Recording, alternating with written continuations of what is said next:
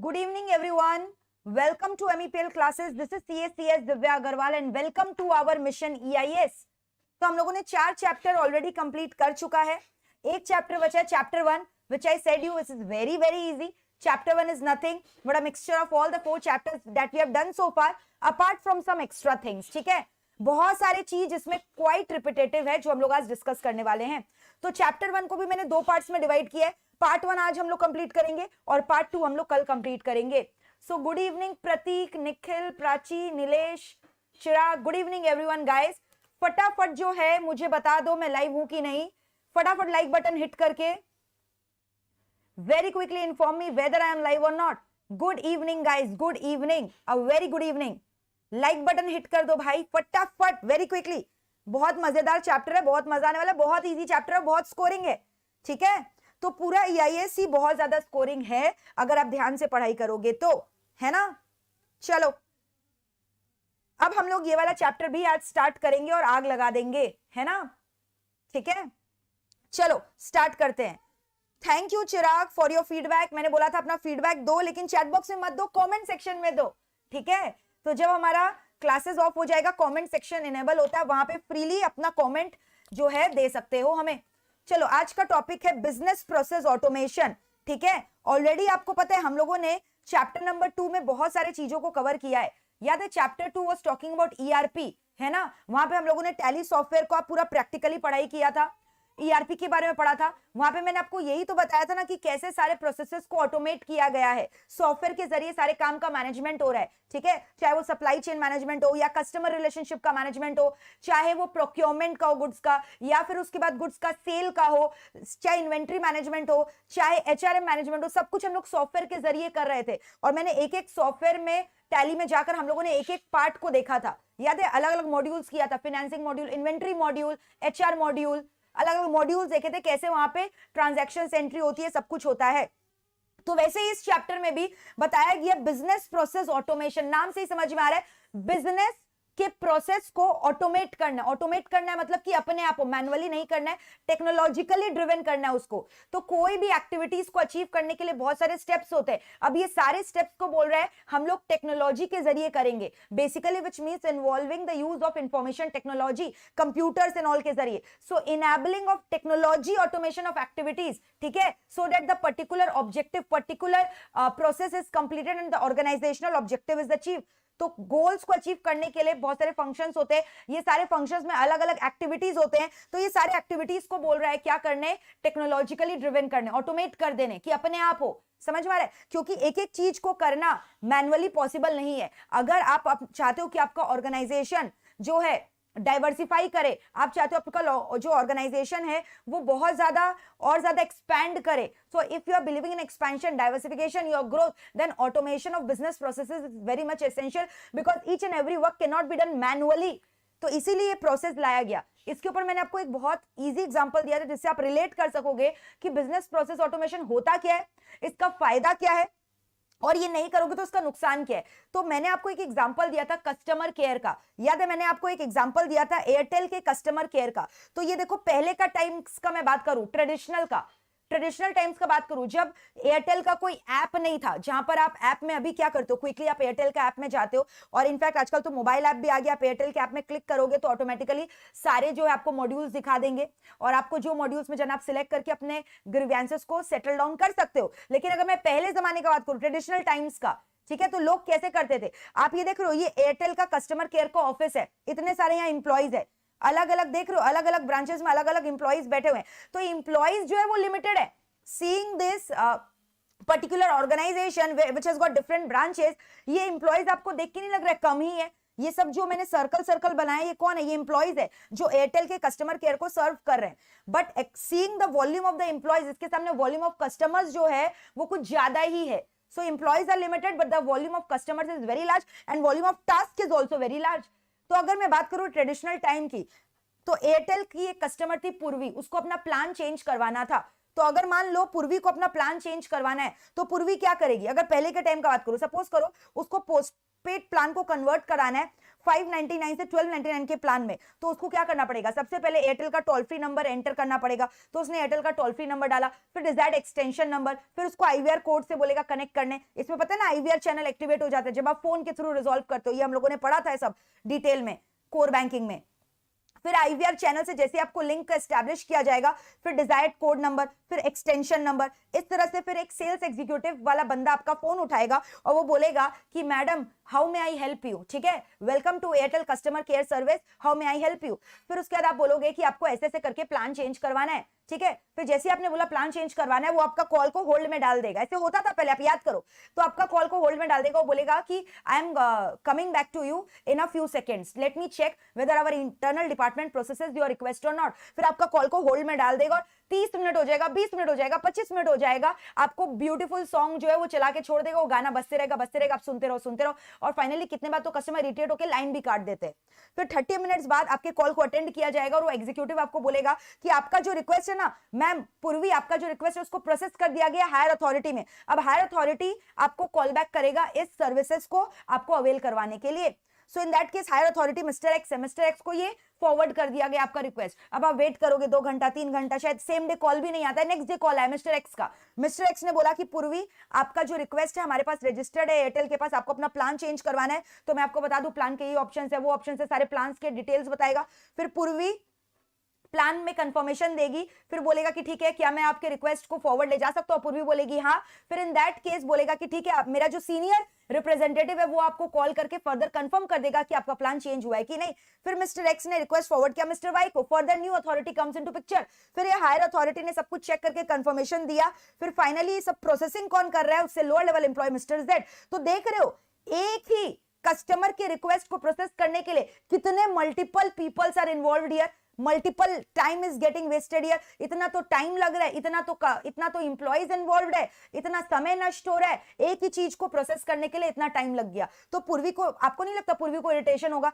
कितने जन यहाँ पे ऐसे मेरे को बताओ जिन्होंने जो इस टाइप के प्रोसेस के विक्टिम बने हैं? कितनी बार ऐसे होता था ना, हमारा प्लान जो है गलत हो जाता था, या बिल ज्यादा आ गया, चार्जेस ज्यादा कट गए, या फिर कुछ आपका इंटरनेट कनेक्शन नहीं पकड़ रहा है, तो आप टोल फ्री नंबर में कॉल करके बात करते जा रहे हो 30 मिनट्स 40 मिनट्स, इस तरह से आपको होल्ड पे कराया गया, इरिटेट होकर आप लाइन काट देते थे। ऐसा हुआ है क्या आप लोगों के संग? चैट बॉक्स में लिखकर बताओ यस और नो, ऐसा हुआ है कि नहीं? तो ये सब प्रोसेस होता था मैनुअल सिस्टम में। लेकिन अब आजकल क्या आ गया है, आजकल क्या आ गया, मोबाइल फ्रेंडली ऐप, एयरटेल का ऐप बना दिया गया। अब तुरंत क्या करोगे, इतना आप माथापच्ची में जाओगे नहीं। और वैसे भी हमें आजकल ज्यादा कम्युनिकेशन अच्छा ही नहीं लगता, कौन इतना बात करेगा, अपना सारा प्रॉब्लम्स बताएगा। कुछ ऐसा सिस्टम नहीं है क्या, बटन क्लिक किया, वहां पे ऑप्शन आया प्लान चेंज का, आपने प्लान चेंज का ऑप्शन क्लिक किया और आपका प्लान चेंज हो गया। तो वही सिस्टम तो होता है आजकल। देखो मेजॉरिटी चैट बॉक्स में कितने सारे बच्चों ने बोला हाँ मैम हमारे संग ऐसा हुआ है, majority of you have answered कि हाँ हमारे संग ऐसा हुआ है। तो अभी इससे बेस्ट क्या होगा बताओ? एयरटेल का ऐप आ गया, अब या वेबसाइट में जाकर इंटरनेट के थ्रू कर सकते हो, या फिर मोबाइल ऐप के जरिए कर सकते हो। तुरंत आप वेबसाइट में जाओगे एयरटेल के, या मोबाइल ऐप में एयरटेल का ऐप डाउनलोड करोगे, वहां पे प्लान चेंज का ऑप्शन रहता है। तो पूर्वी ने वहां प्लान चेंज का ऑप्शन क्लिक किया, जैसे ही प्लान चेंज का ऑप्शन क्लिक किया तुरंत, और फिर वहां पे ना अगर कोई क्वेरी भी होता है ना, तो हम वर्चुअल असिस्टेंट होते हैं जो आपके क्वेरीज को रिजॉल्व करते हैं, वहां चैट कर सकते हो। तो जब आप वहां चैटिंग करते हो, वहां पे एक फिजिकल रियल सेल्स रिप्रेजेंटेटिव बंदे के संग चैटिंग नहीं करो, वर्चुअल असिस्टेंट होता है, वो आपको पूरा हेल्प कर देता है। आपके जितने भी पॉसिबल क्वेरीज होते हैं ना, वो सॉफ्टवेयर में एयरटेल को ऑलरेडी बिल्ट अप है। जितने भी कस्टमर के क्वेरीज हो सकते हैं वो सब सिस्टम में फीड किया गया है। तो वो सारे क्वेरीज का आंसर जो आप इंस्टेंटली दे सकते हो, समझ में आया? तो सारे क्वेरीज ऑलरेडी ऑटोमेटिकली फीडेड है सिस्टम में। वो क्वेरी जो सॉफ्टवेयर है वो कस्टमर के क्वेरी का आंसर पहले से देख लेता है और उसको बेस्ट पॉसिबल रिप्लाई दे देता है। तो 2 से 10 मिनट के अंदर, 5 से 10 मिनट के अंदर पूर्वी का प्लान चेंज हो गया। बताओ पहले का सिस्टम और अभी का सिस्टम में कंपैरिजन किया, कितना जमीन आसमान का डिफरेंस है। जहां पे पूर्वी को इरिटेशन हो रहा था, कस्टमर का टर्न अराउंड टाइम बढ़ रहा था, खाली कस्टमर का नहीं इंप्लॉइज का भी, एक ही इंप्लॉय एक ही कस्टमर के पीछे लगे, एक क्या मल्टीपल इंप्लॉइज एक कस्टमर का क्वेरी को प्रोसेस करने के पीछे पड़े हुए, इतना टाइम वेस्ट हो रहा है, ऑपरेशनल इनएफिशिएंसी हो रहा है।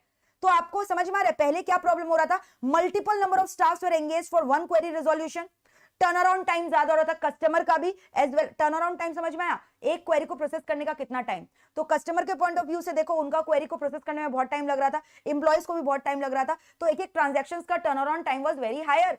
और इसकी वजह से क्या हो रहा था ना, इतने सारे वॉल्यूमिनस क्लाइंट है और सोचो सबका रिपीटेटिव प्रॉब्लम है, तो उसके लिए भी बताओ कितना टाइम लग रहा है। अगर रिपीटेटिव ये रूटीन नेचर के प्रॉब्लम है तो इसका प्री डिटरमाइंड सॉल्यूशन पहले से ही सॉफ्टवेयर में ऑटोमेट करके रख दो ना, फीड करके रख दो, तो आपको मैनुअली इंटरैक्ट ही नहीं करना पड़ेगा day to day routine problem से। डायरेक्टली आपका जो सॉफ्टवेयर है, जो वर्चुअल असिस्टेंट है, वही कस्टमर की क्वेरी को रिजॉल्व कर देगा, है ना। जैसे आम दिन के नॉर्मल प्रॉब्लम्स क्या होते हैं, इंटरनेट नहीं पकड़ रहा है या प्लान चेंज करवाना है या फिर आपका नेटवर्क वीक हो रहा है, तो ये सब जो कॉमन क्वेरीज है इसका प्री डिटरमाइंड सॉल्यूशन ऑलरेडी आप सॉफ्टवेयर में बिल्ट अप करके रख दो। इसी को तो ऑटोमेशन बोलते हैं, इसी को तो सीआरएम बोलते हैं, कस्टमर रिलेशनशिप मैनेजमेंट। यहाँ पे मतलब आपने क्या चीज ऑटोमेट कर दिया, कस्टमर से कैसे हम लोग क्वेरीज को रिजॉल्व कर सके, कस्टमर के ग्रीवेंसेस को कैसे सेटल डाउन कर सके। तो इसकी वजह से आपको नहीं लगता जैसे ही हम ऑटोमेशन करेंगे इस चीज का तो ऑपरेशनल एफिशिएंसी होगा। जो एयरटेल जैसी बड़ी कंपनी है वो मल्टीपल क्लाइंट्स को सर्व कर सकेगी, इनफैक्ट उसका कॉस्ट भी कम होगा, क्योंकि जहां पर इतने बड़े बड़े सेल्स रिप्रेजेंटेटिव हमें रखने पड़े, देख रहे हो कितने सारे बंदे इन्वॉल्व थे, तो अब क्या हो रहा है, सब कुछ वर्चुअल असिस्टेंट कर रहा है, तो नंबर ऑफ एम्प्लॉइज भी कम लगेंगे, एफिशिएंसी बढ़ेगा, अच्छा क्वालिटी ऑफ सर्विसेज होगा क्योंकि टर्न अराउंड टाइम भी कम होगा, कस्टमर्स भी सेटिस्फाइड होंगे और कंसिस्टेंसी रहेगा, है ना, टाइम बचेगा, विजिबिलिटी होगा। ये सारे ऑपरेशंस जो हो रहे हैं ये सब जगह आपको पता है, सारे सॉफ्टवेयर का जो डिटेल्स होता है एक जगह सेंट्रलाइज डेटाबेस में होता है, तो मैनेजर्स जो है वो चेक भी कर सकता है कि सारे कस्टमर्स के क्वेरी को टाइमली रिजॉल्व किया जा रहा है, तो विजिबिलिटी होगा, है ना, गवर्नेंस होगा, रिलायबिलिटी होगा। तो ये सब मैंने क्या बोला, ये सब एडवांटेजेस है। क्या चीज के एडवांटेजेस है, ऑटोमेशन के। तो अगर आप कोई भी बिजनेस प्रोसेस को ऑटोमेट करते हो, जरूरी नहीं है कि आप अपने ऑर्गेनाइजेशन का सारे प्रोसेसेस को ऑटोमेट करो, कोई भी प्रोसेस को कर लो जो आपको लगता है जरूरी है, बेनिफिशियल है और आपको लगता है वो ऑटोमेशन करने के बाद आपका रेवेन्यू जनरेशन बढ़ेगा और कॉस्ट कम होगा, तभी आप ऑटोमेट करो। जैसे यहाँ पे मैंने ऑटोमेशन ऑफ सीआरएम के बारे में बात किया कि किस तरह से कस्टमर के लिए अच्छे से रिलेशनशिप मैनेज करने के लिए मैंने उसको ऑटोमेट कर दिया। अब जैसे ही कोई अगर एयरटेल का नया प्लान भी लेता है तो तुरंत उसके पास मैसेज चला जाता है, ईमेल चला जाता है, प्लान अपडेट हो जाता है सिस्टम में, वो चेक कर सकता है अपना बैलेंस, इंटरनेट का कितना यूजेज हुआ है वो चेक कर सकता है ऐप में जाकर, उसको अननेसेसरली कोई सेल्स रिप्रेजेंटेटिव को कॉन्टैक्ट करने का दरकार नहीं है, कस्टमर केयर रिप्रेजेंटेटिव से बातचीत करने का दरकार नहीं है। तो आपको समझ में आ रहा है, अगर आप ये एग्जांपल समझोगे ना तो इसे पूरा चैप्टर आप रिलेट कर सकोगे। तो इसका फायदा क्या हुआ, एफिशिएंसी बढ़ रहा है ना, एयरटेल कंपनी का कॉस्ट कम लग रहा है, उसका विजिबिलिटी हो रहा है ट्रांजैक्शन का, टर्न अराउंड टाइम कम हो रहा है, टर्न अराउंड टाइम दोनों के पर्सपेक्टिव से, एम्प्लॉय के भी और कस्टमर्स का भी, external customers as well as internal employees of the organisation, quality of services आप अच्छा दे पा रहे हो, विजिबिलिटी हो रहा है आपके ऑपरेशंस में, है ना, एफिशिएंसी बढ़ रहा है, गवर्नेंस हो रहा है, कस्टमर का भी रिलायबिलिटी रहेगा कि हाँ कस्टमर के लिए कोई है देखभाल करने के लिए, virtual assistant is always ready to answer to the customer. तो ये सारे क्या हो गए, एडवांटेजेस हो गए ना ऑटोमेशन ऑफ बिजनेस प्रोसेसेस के। अब बोल रहा है अगर आपको एक बिजनेस प्रोसेस ऑटोमेशन को सक्सेसफुल बनाना है तो उसमें क्या 4 क्वालिटीज होना चाहिए। आप कोई भी प्रोसेस का अगर ऑटोमेशन करो, ऑटोमेशन मतलब समझ गए ना, जहां पे टेक्नोलॉजी के जरिए करो, सॉफ्टवेयर के जरिए सारी चीजों का सोल्यूशन करो, तो उसके लिए 4 चीज होना जरूरी है। अगर आप सॉफ्टवेयर लगा रहे हो अपने प्रोसेस को ऑटोमेट करने के लिए तो आपको ये इंश्योर करना है जब आपने ऑटोमेशन किया तो आप जो भी प्रोसेस में ऑटोमेशन कर रहे हो वो सारे, इतने सारे मैंने बोला ना, जब भी आप ये बड़े बड़े सॉफ्टवेयर लगाते हो तो सारा डेटाबेस एक जगह आके स्टोर हो जाता है, सेंट्रलाइज डेटाबेस, तो आप उसको मैनेज करके रखो अच्छे से, है ना, एक्सेस उतना ही दो जितना दरकार है, need to know and need to use basis में एक्सेस दो, पासवर्ड से प्रोटेक्ट करके रखो। तो कॉन्फिडेंशियलिटी इज वेरी एसेंशियल। जब भी आप ऑटोमेशन करो आप ये इंश्योर करो कि कॉन्फिडेंशियलिटी रहे डेटा का, ठीक है, क्योंकि एक सेंट्रलाइज डेटाबेस आ जाता है। दूसरी बात इंटीग्रिटी, ऐसा नहीं है कि कोई अनऑथराइज करके डेटा को चेंज कर दिया। मान लो कोई अनऑथराइज एक्सेस करके किसी का बिल ड्यू था कोई बंदे का, वो अपना हैकिंग करके वो अपना बिल का ही अमाउंट को चेंज करके 0 कर दिया और दिखा रहे कि बिल पेड हो गया। तो इंटीग्रिटी मेंटेन करना जरूरी है आपने जो भी एप्लीकेशन लगाया है प्रोसेसेस में, ठीक है। इसके अलावा अवेलेबिलिटी, कि आप जब भी ये जो भी आपने किया तो सारे जो इंफॉर्मेशन है टाइमली अवेलेबल होने चाहिए at the right point of time. So right information at right time should be available to the user, तभी तो सॉफ्टवेयर लगाने का फायदा है। अब मान लो मैंने इतना बड़ा खर्चा करके सीआरएम को ऑटोमेट कर दिया, अब जो कस्टमर्स है वो वेबसाइट विजिट कर रहे हैं, वो अपना प्लान चेंज करवाना चाह रहे हैं, प्लान चेंज ही नहीं हो रहा है, अटक जा रहा है, अवेलेबल ही नहीं हो रहा है, प्लान्स का जो पोर्टफोलियो है वो दिखाई नहीं रहा है, प्लान्स का अलग अलग प्रोफाइल ही नहीं दिखा रहा है, कुछ प्रॉब्लम हो गया, एरर हो गया सॉफ्टवेयर में, तो क्या फायदा है इस ऑटोमेशन का, कस्टमर वहां पे भी तो इरिटेट होगा। तो ये जरूरी है कि अवेलेबिलिटी हो राइट टाइम पे, जब कस्टमर को दरकार है या जब इंप्लॉइज को कोई इंफॉर्मेशन का दरकार है। तो एक बीपीए का सक्सेस 4 चीज पे डिपेंड करता है। सीआईए, मैंने बार बार ये सारे वर्ड्स यूज किए थे कि आपको हमेशा अपने सिस्टम का सीआईए को मेंटेन करना चाहिए, CIA should not be compromise. तो CIA is what, confidentiality, integrity and availability, और उसके संग टी मैंने जोड़ दिया टाइमलीनेस। तो ये 4 चीज होना जरूरी है। ये एग्जाम में आ सकता है शॉर्ट क्वेश्चन में 2 मार्क्स का, कि एक बीपीए का सक्सेस क्या चीज पे डिपेंड करेगा, कॉन्फिडेंशियलिटी होना चाहिए, इंटीग्रिटी होना चाहिए, अवेलेबिलिटी होना चाहिए, टाइमलीनेस होना चाहिए, और ये चारों का मतलब मैंने आपको बताया। सो success of a BPA depends upon these factor. अब बोल रहे हैं अगर आप बीपीए लगा ले रहे हो तो उसमें चैलेंजेस क्या है, क्या क्या चीजों का डर है, चैलेंजेस क्या है बीपीए। अब मैंने क्या बोला आपको, आप उतना ही प्रोसेसेस को ऑटोमेट करो जितना रिक्वायर्ड है, क्योंकि ये कॉस्टली अफेयर है। तो कितनी बार ऐसा होता है ना, हम लोग इतना ज्यादा टेक्नोलॉजी की दुनिया में खो जाते हैं ना, हमें लगता है हर एक प्रोसेस को ऑटोमेट कर दो। अब आप क्या करो, समझो आप जो इंप्लॉइज लोग गाड़ी लेके अपने ऑफिस के प्रीमाइसेस में आ रहे हैं ना, आप बोल रहे हो मैंने इसको भी ऑटोमेट कर दिया, उन्हें खुद गाड़ी पार्किंग करने की दरकार नहीं है, ऑटो ड्रिवन हो रहा, ऑटो पार्किंग हो रहा है कार का। तो ये सब करना क्या जरूरी है? तो अननेसेसरी कॉस्ट है। रिडंडेंट प्रोसेस का आप ऑटोमेशन करोगे तो आपका ऑर्गेनाइजेशनल एफिशिएंसी बढ़ेगा नहीं बल्कि कॉस्ट बढ़ जाएगा। तो आप आइडेंटिफाई करो किस प्रोसेस में ऑटोमेशन करना है और किस प्रोसेस में ऑटोमेशन नहीं करना है। जो बेकार के प्रोसेस है उसमें ऑटोमेशन करने के क्या फायदा, ठीक है। और आप चेक करो कि आपका ये जो ऑटोमेशन करने का जो खर्चा लग रहा है, whether it is commensurating with the revenue expected. मान लो आप इतना खर्चा कर रहे हो, सॉफ्टवेयर लगा रहे हो ऑटोमेशन करने के लिए, सीआरएम को मैनेज करने के लिए, मान लो ऊपर में मैंने एग्जांपल बोला, इसको मैनेज करने के लिए आप खर्चा लगा दिए 1 करोड़ का सॉफ्टवेयर में, ठीक है, लेकिन इससे रेवेन्यू जनरेशन कुछ नहीं हो रहा है, कुछ रेवेन्यू में नहीं बढ़ा और ना आपका कोई ऑपरेशनल कॉस्ट का सेविंग हुआ, तो फायदा नहीं है ना। तो आप कॉस्ट बेनिफिट एनालिसिस करके लगाओ, कॉस्ट देखो कितना लग रहा है। अगर आप ऑटोमेशन करो तो आप कॉस्ट चेक करो। और सबसे पहला जरूरी बात तो ये है कि ये जो किस किस प्रोसेस के लिए आपको ऑटोमेशन करना है, it's a very complicated process. इतने सारे प्रोसेसेस होते हैं एक ऑर्गेनाइजेशन में, तो किस प्रोसेस में बीपीआर लगाना है, that is a big question. Business process automation किस प्रोसेसेस में करना है, किस प्रोसेस को री इंजीनियर करना है, ये एक बड़ा क्वेश्चन है। और आप जब भी बीपीए करोगे ना, आपको पता है क्या होता है, इंप्लॉय का रेजिस्टेंस। इंप्लॉय लोग आएंगे, याद नहीं है मैंने एक एग्जांपल दिया था, मुनीम जी आएंगे, अकाउंटेंट आएंगे, बोलेगा नहीं नहीं बेटा ये सब पॉलिसी मत करो, हम वही बही खाता सिस्टम करेंगे, ये सब हमारे समझ में नहीं आता, हमारा जॉब जो है स्टेक में आ जाएगा, हमें निकाल दिया जाएगा। तो ये इंप्लॉयज लोग रेजिस्ट करेंगे, क्योंकि जब भी कोई नया चीज आएगा तो लोग रेजिस्ट करेंगे, उसको आपको संभालना पड़ेगा। तो ये सब बड़े बड़े चैलेंजेस है। एक तो जो बेकार प्रोसेस है, रिडंडेंट प्रोसेस, उसको ऑटोमेशन मत करो, इंप्लीमेंटेशन कॉस्ट चेक करो, ये चीज का डर है। फिर उसके बाद किस प्रोसेस को ऑटोमेट करें, it's a very complicated question, and employees resistance, उसको भी मैनेज करना बहुत जरूरी है। तो ये सारे मेजर चैलेंजेस हो गए इन बीपीए, बिजनेस प्रोसेस ऑटोमेशन। अब बोल रहा है किस किस टाइप के बिजनेस में ऑटोमेशन करने का दरकार है। आप खुद सोचो ना, कहां ऑटोमेशन करना है। क्या एक पान दुकान वाला क्या ऑटोमेशन कर देगा? बोलेगा अपने आप कस्टमर आ रहा है, पान अपने आप बन जा रहा है और कस्टमर के मुंह में खिला दे रहा है और अपने आप उससे पैसा कलेक्ट कर ले रहा है। Is it feasible? Not feasible ना।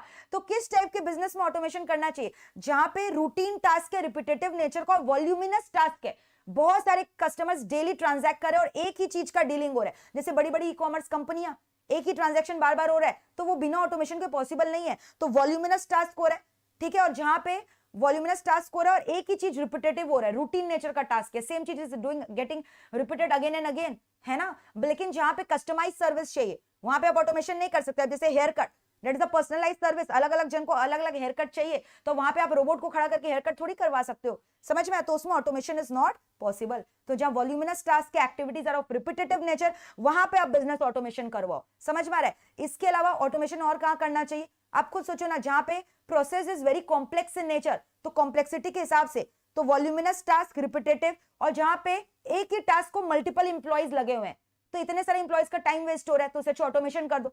सो multiple number of employees are involve in one task, और वो प्रोसेस जो टाइम सेंसिटिव है, जिसमें 1 मिनट भी डिले हुआ ना तो वो पूरा का पूरा जो मेरा प्रोसेस है वो खराब हो जाएगा। तो वहां ऑटोमेट करके रखो ना, तो ह्यूमन एरर होगा ही नहीं। अगर मशीन करेगा ये काम तो 1 मिनट डिले होगा ही क्यों? तो टाइम सेंसिटिव प्रोसेसेस है, वहां पे ऑटोमेशन करके रखो। और फिर उसके बाद ऑटोमेशन वहां पे करो जिस प्रोसेसेस में ना बहुत ज्यादा रेगुलेटरी कंप्लायंसेस है और जहां ऑडिट ट्रेल मेंटेन करके रखना है। तो मैनुअल चीज में तो ये सब पॉसिबल नहीं है। अगर आप सिस्टम में फीड करके रख दोगे तो सॉफ्टवेयर चेक करेगा कि रेगुलेटरी कंप्लायंसेस भी हो रहा है और हर एक एक्टिविटीज का ऑडिट ट्रेल का मेजर हो रहा है। और इनफैक्ट वो प्रोसेस को ऑटोमेशन करना जरूरी है जहां पे एक प्रोसेस वेट कर रहा है दूसरे प्रोसेस के लिए कंप्लीट होने के लिए, तभी वो दूसरा प्रोसेस चालू होगा। Inter related cross functional processes, ठीक है, where multiple processes are being involve to complete one particular task.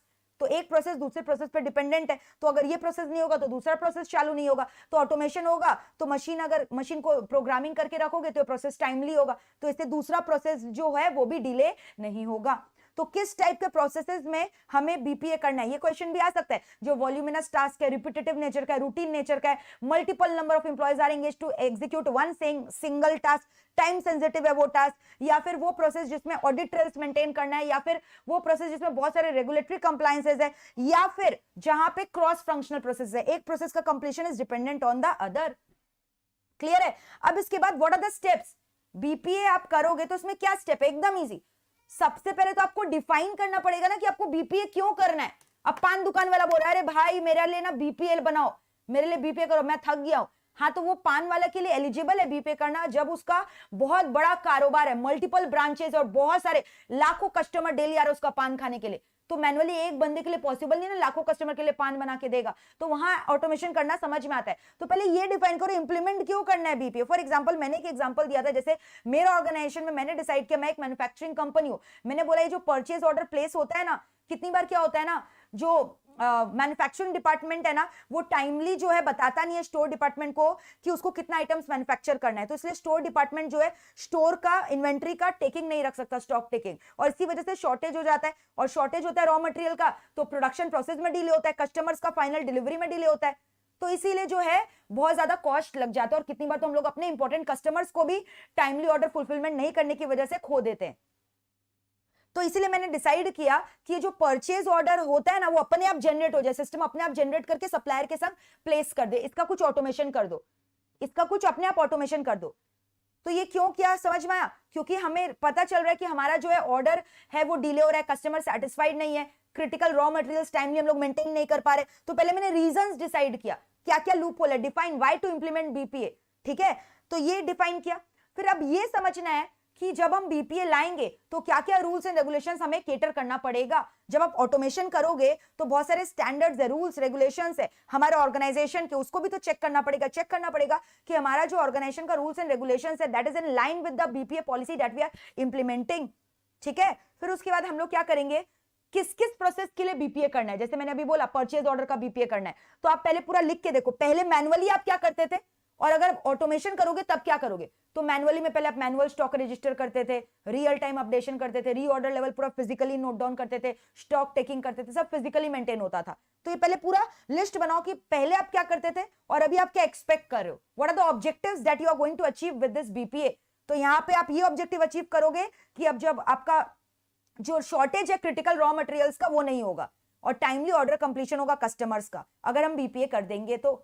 तो अब बीपीए करने के लिए आपको ऑब्वियस बात है खुद से तो नहीं इंप्लीमेंट करोगे, एक बड़ा सॉफ्टवेयर लगाना होगा, तो आप एक बिजनेस कंसल्टेंट को बुलाओगे, बहुत बड़ा डिसीजन है। So you are going to engage a business process consultant जो आपको बताएगा कि किस किस वेंडर्स का ये सब चीज है एप्लीकेबल है, कौन कौन सा सॉफ्टवेयर अवेलेबल है, सबका आरओआई बताएगा, रिटर्न ऑन इन्वेस्टमेंट चेक करेगा, कॉस्ट बेनिफिट एनालिसिस चेक करेगा, और फाइनली आप बीपीए को इंप्लीमेंट करोगे।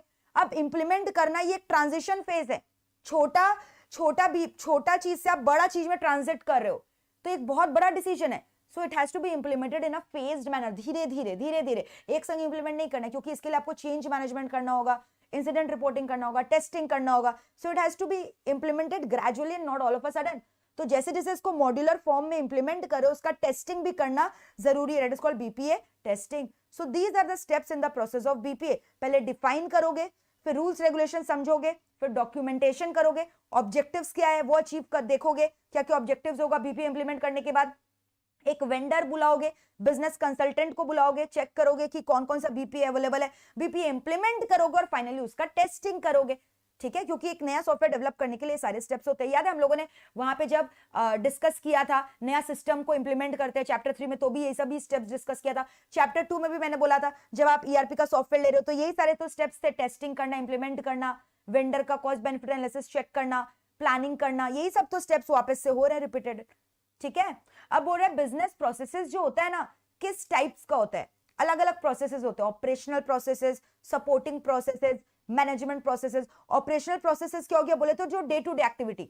अब मैं ये ऑटोमेशन का बात नहीं कर रही हूं, मैं बोल रही हूँ ये सब बिजनेस प्रोसेसेस है जो कि आप ऑटोमेट भी कर सकते हो, सेमी ऑटोमेट भी कर सकते हो, मैनुअल भी कर सकते हो। तो ऑपरेशनल प्रोसेस मतलब हो गया प्राइमरी प्रोसेस जो कि डायरेक्टली एंगेज्ड है कस्टमर को वैल्यू क्रिएट करने में, they are called as operational processes.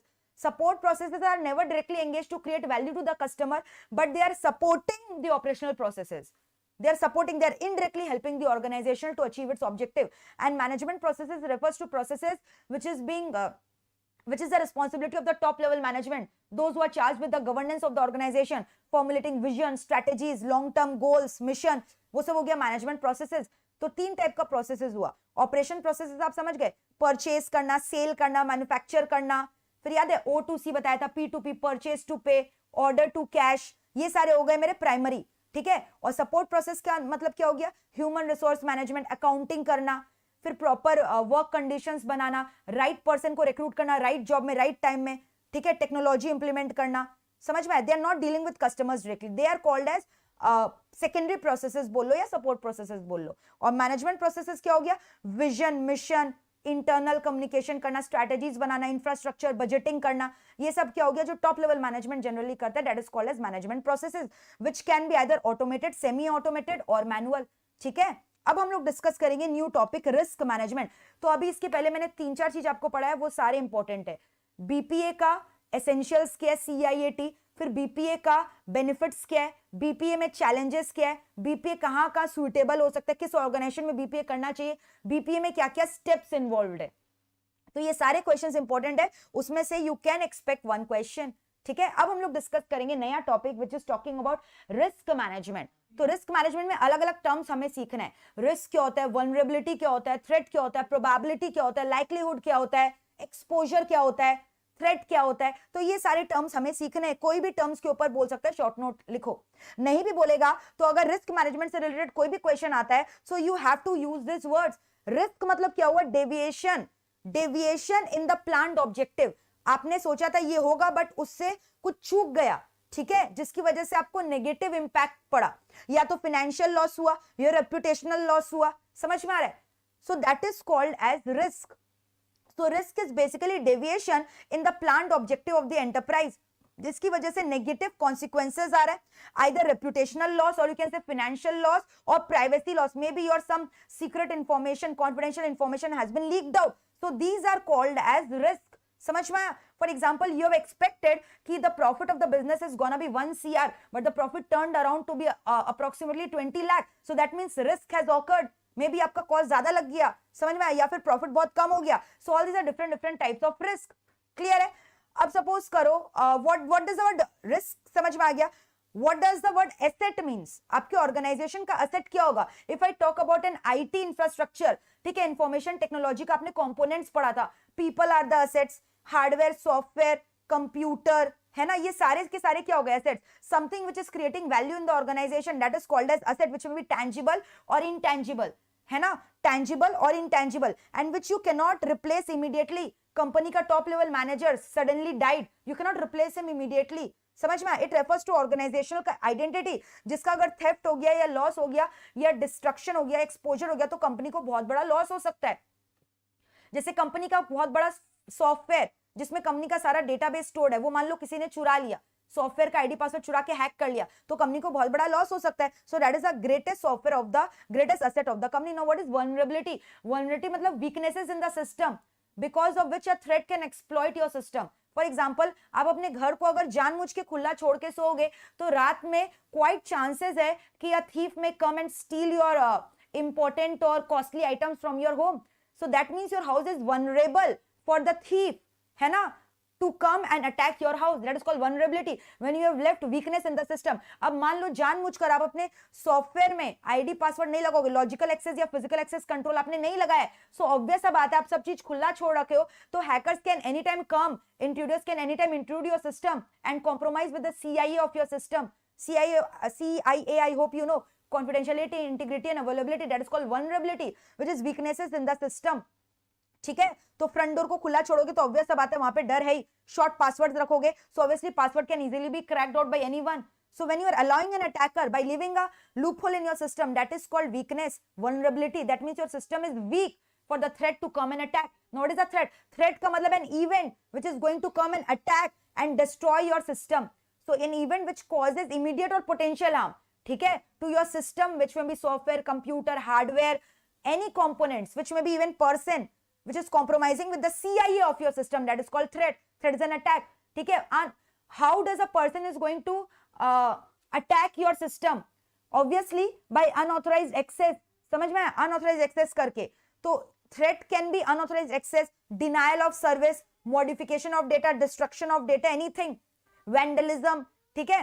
Exposure is the loss which is occurring on account when your system has been exploited by the threat because there was vulnerability in your system. Now tell me, are you able to understand all these terms? तो ये सारे words अपने आप लिख सकते हो, रट्टा नहीं मारना है. If you understand the term, the meaning becomes very easy and you can easily write answers in your exam. तो एक्सपोजर मतलब हुआ लॉस. लॉस मैंने बोला कुछ भी हो सकता है, फाइनेंशियल लॉस हो सकता है, रेप्यूटेशनल लॉस हो सकता है, रिसोर्सेज का लॉस हो सकता है, प्राइवेसी इश्यूज हो सकता है, प्राइवेसी का लॉस हो सकता है, सीआईए का लॉस हो सकता है. तो उसी को तो एक्सपोजर बोलते हैं. तो एक्सपोजर कब होगा? जब थ्रेट आएगा, आपके सिस्टम में वल्नरेबिलिटी देखेगा, उसको एक्सप्लॉइट करेगा और आपके सिस्टम को अटैक करेगा, और अटैक करके क्या करेगा? सीआईए से कॉम्प्रोमाइज करेगा और उसके बाद एक्सपोजर हो जाएगा.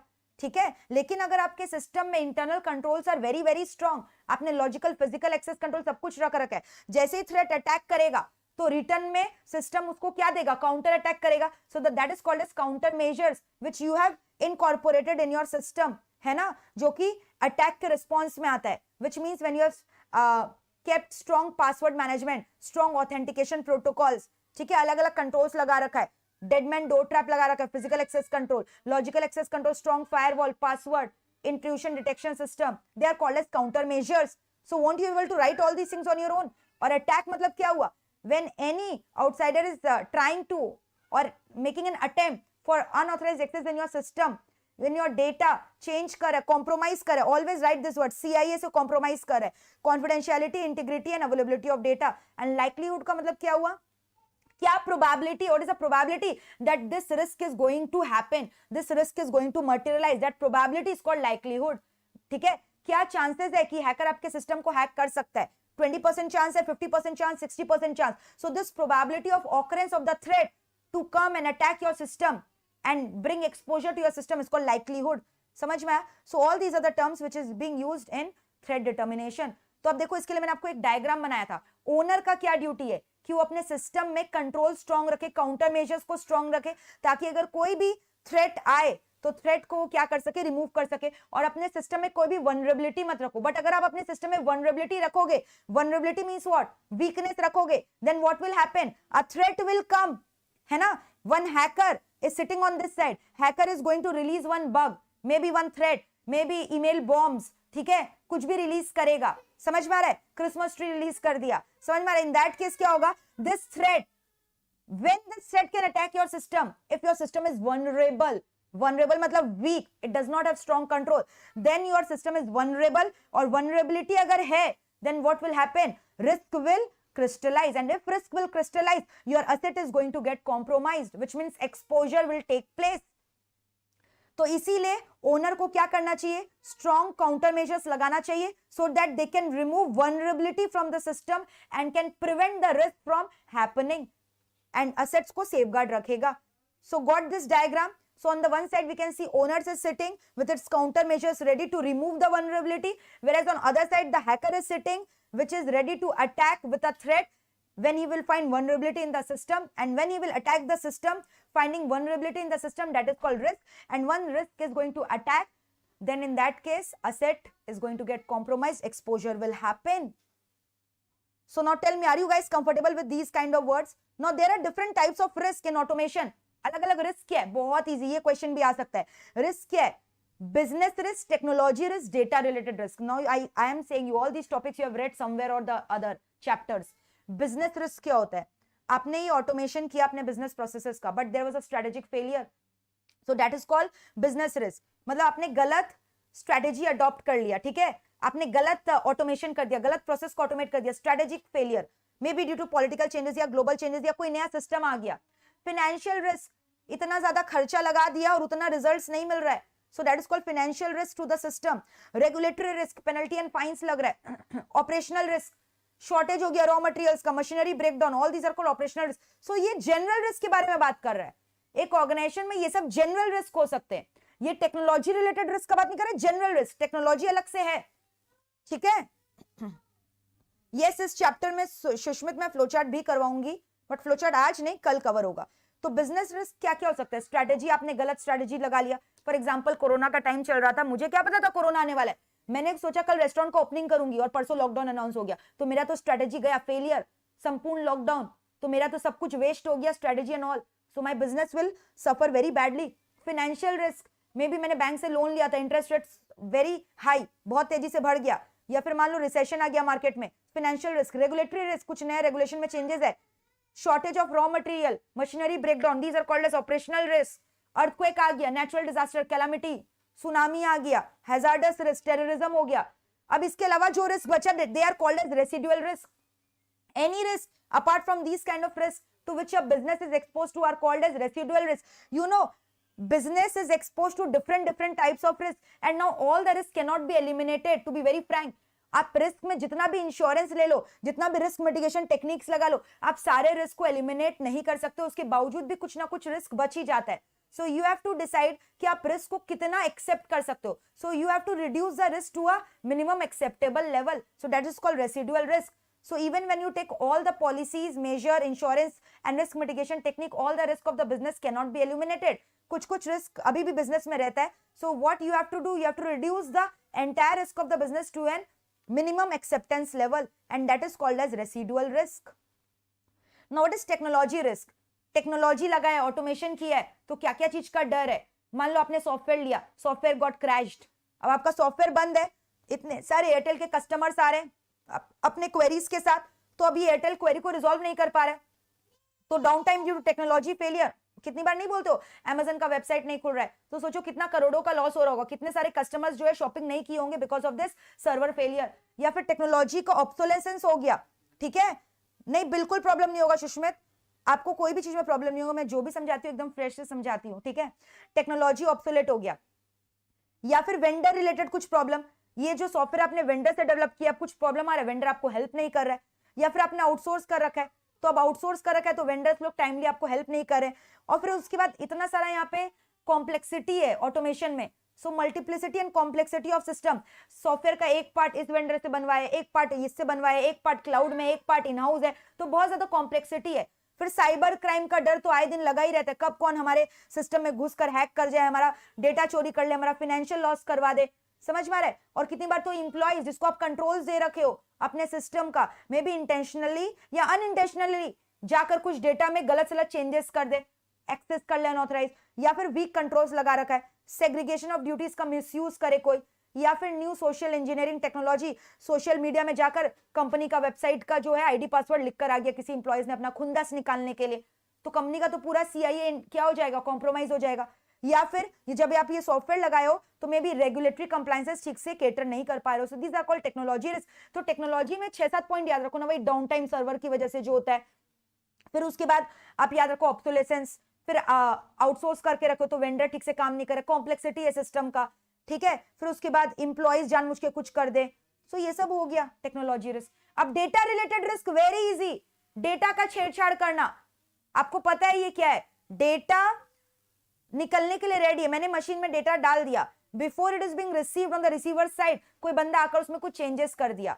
सिंक्रोनस और असिंक्रोनस अटैक के बारे में मैंने बताया था ना आपको, they are called as asynchronous attack, जहां पे मैंने पिगी बैकिंग के बारे में बताया था, याद है? वायर टैपिंग के बारे में बताया था, फिर हम लोगों ने पढ़ा था ये सब के बारे में भी, email bomb, Christmas card, worm, rounding down, salami technique, spoofing. So don't expect कि मैं ये वापस से आपको समझाऊंगी. डेटा डिडलिंग, तो ये सारा हो गया डेटा रिलेटेड रिस्क, जिसके ये सारी चीज मैंने चैप्टर 3 में आपको डिटेल में पढ़ा है. इनफैक्ट ये मिशन ईआईएस का भी आप चैप्टर 3 रेफर करोगे, ये सारे टॉपिक्स को मैंने डिटेल में वहां कवर किया है. ठीक है, यस मोहित, बिल्कुल हो जाएगा. आप मेरा मिशन ईआईएस देखो, पूरा ईआईएस मैं गारंटी के संग बोलती हूँ आपका कवर हो जाएगा, पूरा मैंने इंस्टीट्यूट का मैट कवर किया है. ठीक है, क्लियर है पूरा पिक्चर यहां तक. अब इसके बाद बोल रहा है कि एक ऑर्गेनाइजेशन में रिस्क एनालिसिस करना क्यों जरूरी है. रिस्क एनालिसिस का मतलब क्या हुआ? रिस्क को आइडेंटिफाई करो, रिस्क का कितना मैग्नीट्यूड है वो आइडेंटिफाई करो, और उसकी वजह से अगर ये रिस्क कभी हो गया तो आपके ऑर्गेनाइजेशन पे क्या इंपैक्ट पड़ेगा. सो आइडेंटिफाइंग सिक्योरिटी रिस्क, उसका मैग्नीट्यूड क्या और उसका इंपैक्ट क्या आपके ऑर्गेनाइजेशन में. तो रिस्क को आप मैनेज कैसे करोगे?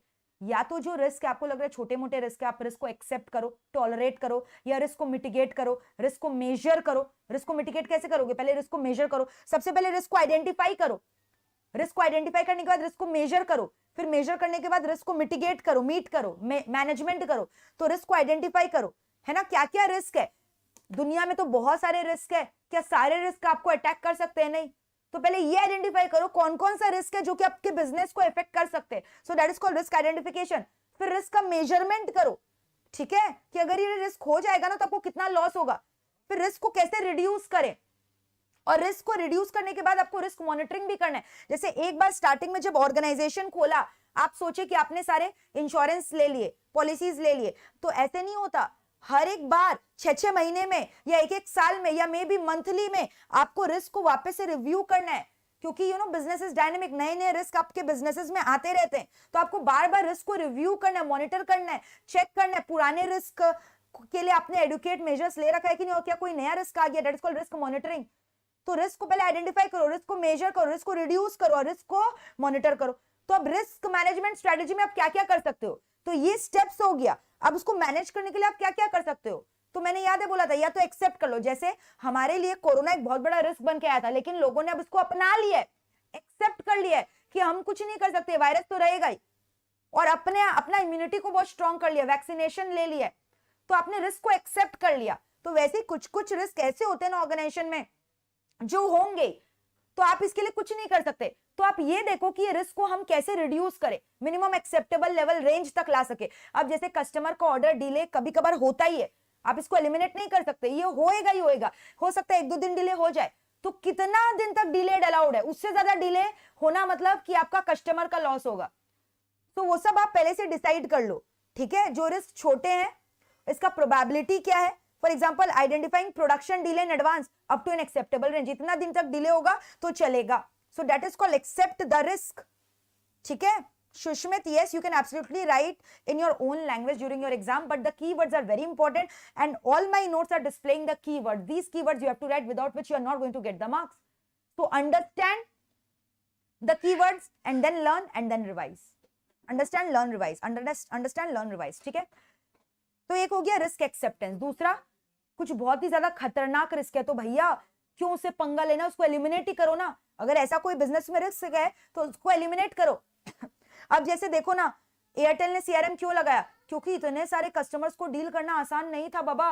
डेली कस्टमर आके झगड़ा कर रहा है कि मेरा क्वेरी रिजॉल्व नहीं हो, इस तरह से तो एयरटेल का कंपनी बंद हो जाता। अगर वो कस्टमर को अच्छा सर्विस नहीं दे सकते तो सीआरएम मैनेज करना बहुत जरूरी था, इसलिए उसने ऑटोमेशन किया। इसीलिए उसने क्या किया, ऑटोमेशन। सो इसीलिए कस्टमर से रिलेटेड जो रिस्क था मैनेज करने का उसने एलिमिनेट कर दिया। सो that is replacing manual system with robust TRP technique, जैसे मैंने बोला, है ना। फिर उसके बाद हो गया रिस्क ट्रांसफर। अगर रिस्क एलिमिनेट नहीं कर सकते तो ट्रांसफर कर दो, जैसे फायर लॉस। अब इसके लिए आप कुछ नहीं कर सकते, हो सकता है आग लग जाए तो आप क्या करोगे, अर्थक्वेक के लिए हो सकता है अर्थक्वेक आ जाए, आप क्या करोगे, कंट्रोल तो नहीं है ना। तो आप इंश्योरेंस कंपनी से इंश्योरेंस पॉलिसी ले के रखो कि अगर ये सब रिस्क होता है तो इसका कंपनसेशन कौन भुगतेगा, इंश्योरेंस कंपनी देगा। सो that is called risk transferring. वैसे ही आईटी इंफ्रास्ट्रक्चर आउटसोर्स कर दो इंश्योरेंस कंपनी, ठीक है। या फिर ट्रीटमेंट करो, रिस्क का ट्रीटमेंट करो। कोरोना हो गया तो आप ट्रीटमेंट करो, ट्रीटमेंट ऑफ द रिस्क। तो इसके लिए आप क्या करो, अपना इंटरनल कंट्रोल्स को स्ट्रॉन्ग करो, strengthening the internal control, that is called risk treatment, ताकि कोई भी कंट्रोल, कोई भी थ्रेट आकर आपके सिस्टम को अटैक नहीं कर सके।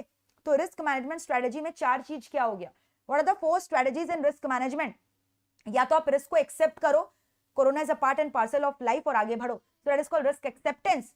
समझ में आया। तो रिस्क एक्सेप्टेंस किसके लिए चलेगा, माइनर के लिए, जो छोटे मोटे रिस्क है जिसका प्रोबेबिलिटी ऑफ ऑकरेंस भी बहुत लो है। एक बार हमें कोरोना हो चुका है, वैक्सीनेशन ले चुके हैं, तो अब इसका प्रोबेबिलिटी की दोबारा वो बहुत कम है। और दूसरा चीज, अब ये मेरे लिए माइनर रिस्क हो गया क्योंकि मुझे पता है अगर हो गया तो क्या करना है, और इसका प्रोबेबिलिटी भी बहुत कम है और ये रिस्क माइनर, तो एक्सेप्ट कर लिया इस चीज को।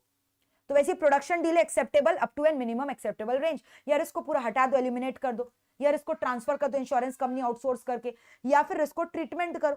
उसके लिए आप पहले से अपना इम्यूनिटी सिस्टम स्ट्रॉन्ग करो कि कोई थ्रेट आके आपके सिस्टम में वनरेबिलिटी छोड़ो ही मत ना, अपने इंटरनल कंट्रोल्स को स्ट्रॉन्ग रखो। Don't make your system vulnerable for the threat to come an attack. Clear है यहां तक। अब हम लोग डिस्कस करेंगे ईआरएम के बारे में, एंटरप्राइज रिस्क मैनेजमेंट, वही उसी चीज से रिलेटेड है। तो आपको पता है पहले क्या होता था ना, इंटरनल कंट्रोल्स जरूरी नहीं था उसका रिपोर्टिंग करना अपने फाइनेंशियल रिपोर्टिंग में। At the end of every financial year आपको पता है ना, ऑडिट रिपोर्ट देना पड़ता है अपने स्टेक होल्डर्स को। तो सर्बेंस-ऑक्सले एक्ट जो था यूएस का, वो बोलता है कि फाइनेंशियल रिपोर्ट्स में इंटरनल कंट्रोल का रिपोर्ट्स भी दो भाई। कौन सा standard of auditing talks about internal control, फटाफट लिखकर बताओ चैट बॉक्स में। आप ऑडिटिंग पढ़ते हो, आप मुझे बताओ चैट बॉक्स में लिख के, विच standard of auditing talks about internal control, which standard of auditing talks about internal control, बताओ कौन सा ऐसे इंटरनल कंट्रोल्स के बारे में बात करता है, इंटरनल कंट्रोल, असेसमेंट, एनवायरमेंट, ये सब के बारे में बात करता है, रिस्क असेसमेंट के बारे में बात करता है, इंटरनल कंट्रोल्स इफेक्टिव है कि नहीं है, स्ट्रांग है कि नहीं, कौन सा स्टैंडर्ड्स ऑफ ऑडिटिंग बात करता है, तो वो ऐसे भी है आपके सिलेबस में, ठीक है। तो अभी बेसिकली चैट बॉक्स में लिखना, मैं वेट कर रही हूं आपका रिप्लाई का। ईआरएम क्या हो गया, मैंने इस डेफिनेशन को छोटे छोटे पार्ट्स में डिवाइड कर दिए। ईआरएम एंटरप्राइज का रिस्क मैनेज करना, अभी मैंने बोला कैसे मैनेज करते हैं। पहले आपको ये आइडेंटिफाई करना है कि कौन कौन से इवेंट्स है जो कि आपके बिजनेस में रिस्क को ला सकते हैं, आपके ऑर्गेनाइजेशन का रिस्क एपेटाइट कितना है, कितना रिस्क वो मेजर कर सकता है। फिर उसके बाद रीजनेबल एश्योरेंस देना कि आपके ऑर्गेनाइजेशन में सारे रिस्क को मिटिगेट किया जा रहा है, ट्रीट किया जा रहा है, so that organization objective can be achieved in a proper manner. Very good Souvik, Sanjeet, Nikhil, Anjali, ऐसे 315 एब्सोल्युटली करेक्ट, ऐसे 315 very good, Gayatri very good, Prateek, Anjali very good.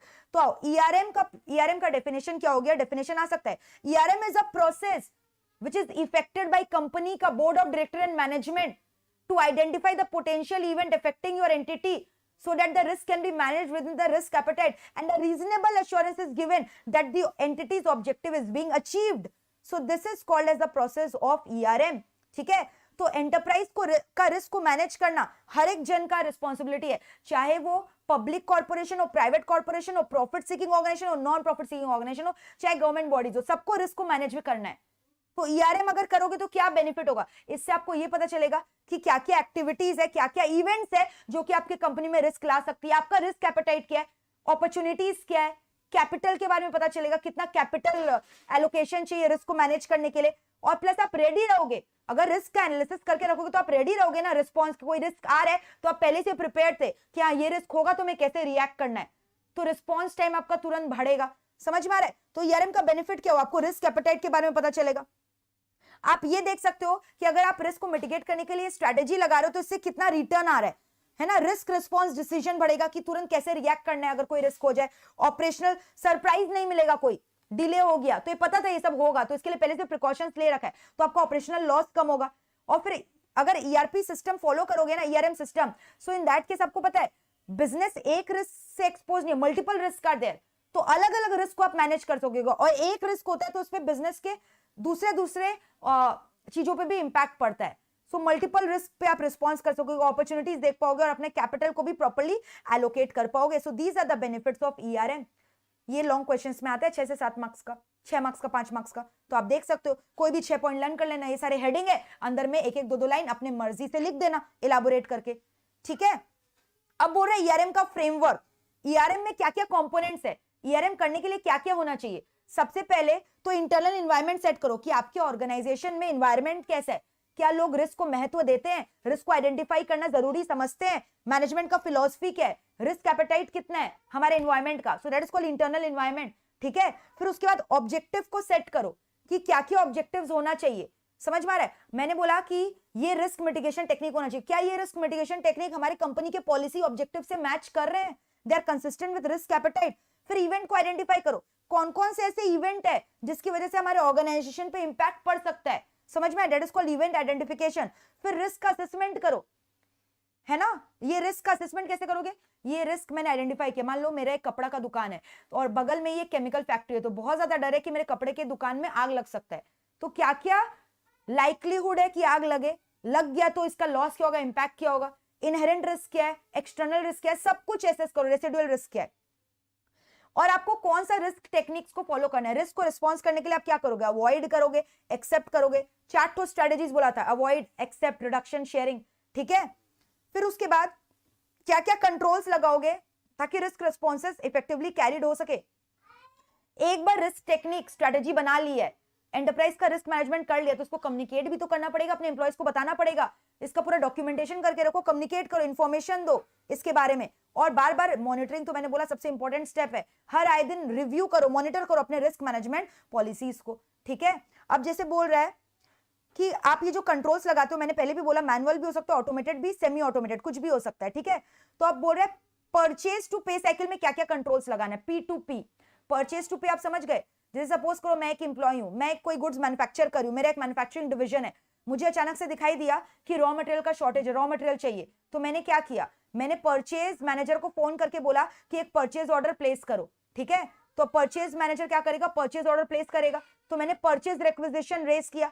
Purchase requisition किसको दिया, परचेज मैनेजर को। परचेज मैनेजर क्या करेगा, जो हमारी कंपनी का वेंडर है उसके संग परचेज ऑर्डर प्लेस करेगा, फिर गुड्स आएगा, गुड्स रिसीव्ड होगा, फिर गुड्स रिसीव होगा तो जीआरएन नंबर रेज करेगा company, goods received not match करेगा ना फिजिकल टेकिंग करके कि जो ऑर्डर किया था पीओ में और जो गुड्स आया है, कोई शॉर्टेज है, कोई डिफेक्टिव है, फिर जीआरएन में एग्जैक्ट अमाउंट लिखेगा कितना गुड्स रिसीव्ड हुआ है, फिर वन साइन करके परचेस मैनेजर भेज देगा वेंडर को, फिर वेंडर जैसे ही मिल जाएगा जीआरएन उसके हिसाब से इनवॉइस प्रिपेयर करेगा, फिर इनवॉइस प्रोसेसिंग होगा, फिर पेमेंट होगा। पेमेंट कैसे होगा, सब चीज मैच करके परचेज ऑर्डर को और उसके बाद जीआरएन नोट को और इनवॉइस को सब कुछ मैच करके फिर फाइनली पेमेंट होगा। तो 4 प्रोसेस क्या बोला, purchase, goods received, invoice and payment.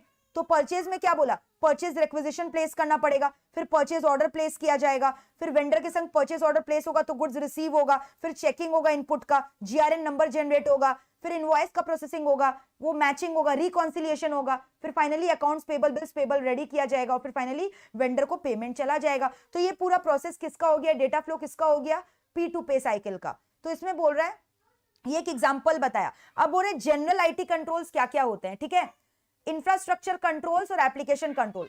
अलग से बोल रहे हैं आईटी कंट्रोल्स कैन, ये जो हम लोग कंट्रोल्स लगाते हैं ना, 2 जगह लगता है, एक इंफ्रास्ट्रक्चर के ऊपर और एक एप्लीकेशंस के ऊपर। तो एक हो गया जनरल कंट्रोल्स, एक हो गया एप्लीकेशन कंट्रोल। तो अब जनरल कंट्रोल में क्या क्या होगा, खुद सोचो ना, वही सब चीज, इंफॉर्मेशन का सिक्योरिटी रखना है, administration, segregation of duties, system का मैनेजमेंट करना, acquisition, implementation, change management, backup, recovery, CIA maintain करना है, इंसिडेंट रिस्पांस टाइमिंग, यूजर को ट्रेन करना है, सर्विस लेवल एग्रीमेंट। तो इसका 5-6 पॉइंट लर्न कर लेना, एकदम इजी है।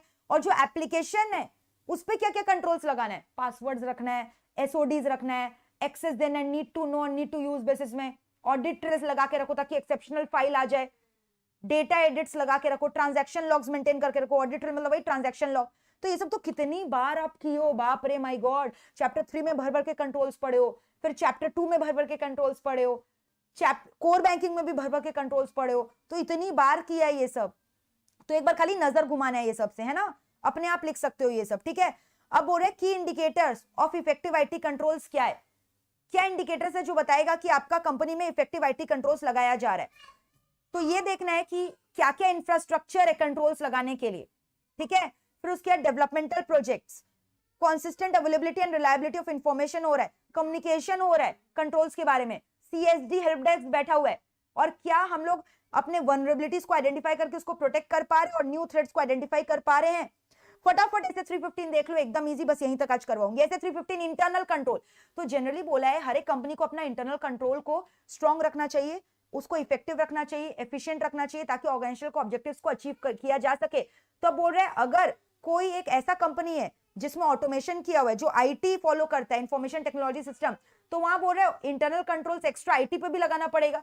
तो कंट्रोल्स का मतलब क्या हुआ कि कंपनी क्या स्टैंडर्ड्स और प्रोसीजर फॉलो कर रहा है, और ये प्रोसेस कौन बनाता है, कंपनी के board of director, senior management. Risk assessment का मतलब क्या हो, कंपनी अपने रिस्क को कैसे मैनेज कर रहा है, रिस्क आइडेंटिफाई कर रहा है, रिस्क को असेस कर रहा है, मेजर कर रहा है, रिस्क ऑब्जेक्टिव्स क्या क्या फॉलो कर रहा है। कंट्रोल एक्टिविटीज कौन कौन सा, preventive activities, PDC, preventive, detective, corrective. तो करेक्टिव तो कब होता है, जब थ्रेट हो जाए, बट यहाँ हमारा ऑब्जेक्टिव क्या, थ्रेट हो ही नहीं। इंटरनल कंट्रोल किस लिए लगाया जाता है, ताकि कोई थ्रेट हो ही नहीं। So they are basically focusing about 2 control, preventive और डिटेक्टिव, ठीक है। फिर रिकंसिलिएशन किया जा रहा है कि नहीं, सेग्रीगेशन ऑफ ड्यूटीज है कि नहीं, फिर कम्युनिकेशन किया गया है कि नहीं इसके बारे में, ठीक है। और पूरा कंट्रोल का बार बार मॉनिटरिंग कर रहे हो कि नहीं, रिव्यू कर रहे हो कि नहीं। पर इसका लिमिटेशन क्या है, कॉस्टली है, हो सकता है इसका जो बेनिफिट्स और इसका कॉस्ट है दोनों मैच नहीं करे, और जो अनयूजुअल नेचर है, कोई अचानक अलग टाइप का रिस्क आ गया, तो उसके लिए आप रेडी नहीं हो, तो इंटरनल कंट्रोल कैसे लगाओगे। और कितनी बार इंटरनल कंट्रोल को ही ना खुद के एम्प्लॉइज ब्रीच कर सिस्टम का फायदा उठाते हैं। So that is called circumvention of internal control, abuse करते रिस्पॉन्सिबिलिटी का, लोग मैनिपुलेशन करते फाइनेंशियल स्टेटमेंट में। तो अब ये सब चीज को कैसे रोका जाए, ये तो खुद मैनेजमेंट ही कर रहा है, ठीक है, क्लियर है। तो ये सारे क्या हो गए मेरे इंटरनल कंट्रोल के loopholes, limitations of internal control system.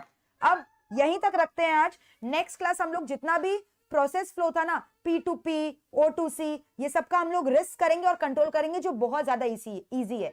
Asset का, ठीक है, एसेट मैनेजमेंट का बहुत इजी, और फ्लो चार्ट का स्टेप्स करेंगे, फ्लो चार्ट का एक एक सिंबल्स करेंगे। और फिर उसके बाद वही पेनल्टीज वाला चीज वापस से आएगा, साइबर क्राइम का जो आईटी एक्ट में जितने भी पेनल्टीज दिए हुए हैं सेक्शंस में, हर एक साइबर क्राइम के लिए, वो हम लोग डिस्कस करेंगे। तो ये तीनों चीज हम लोग कैरी फॉरवर्ड करेंगे कल, ठीक है। तो आज का सेशन कैसा लगा जरूर बताना, फीडबैक देकर ये मत सोचना कि मैं फीडबैक नहीं दूंगा, मैम डेली एक ही चीज बोलती है। आपका फीडबैक से मुझे पता चलता है कि आपको क्लासेस कैसा लग रहा है और मुझे एक मोटिवेशन मिलता है, पॉजिटिविटी मिलता है। तो अपना फीडबैक जरूर दो, एक एक बंदे का फीडबैक बहुत इंपॉर्टेंट है। समझ में आया? So do give your feedback after the class gets over. Now get ready for your audit session today. तो आपका ऑडिट सेशन है, इसलिए मैं क्लास को कल कंटिन्यू करूंगी, ठीक है। और अभी तक वीडियो लाइक नहीं किया तो लाइक जरूर कर देना। चलो bye, take care, enjoy your day. और ये सारे क्लासेस का मैंने प्लेलिस्ट ऑलरेडी बना दिया,